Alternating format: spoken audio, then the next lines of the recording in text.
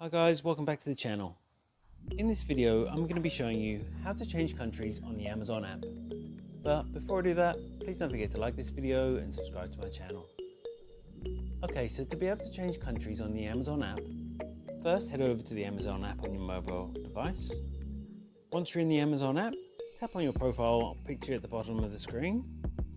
And here you'll see in the top right hand corner of the screen, I have the Australian flag and it says EN next to it. So I'm just going to tap on that. And the top option, it says which country, region, language and currency do you want to shop in. So the top option is the country, so I'm just going to tap on that as it's currently set to Australia. And here all I need to do is just scroll down and choose whichever country or region I'd like to shop in. And that's what it takes to change the country on the Amazon app. If you found this video helpful, I'd love it if you like this video and subscribe to my channel. Thanks for watching.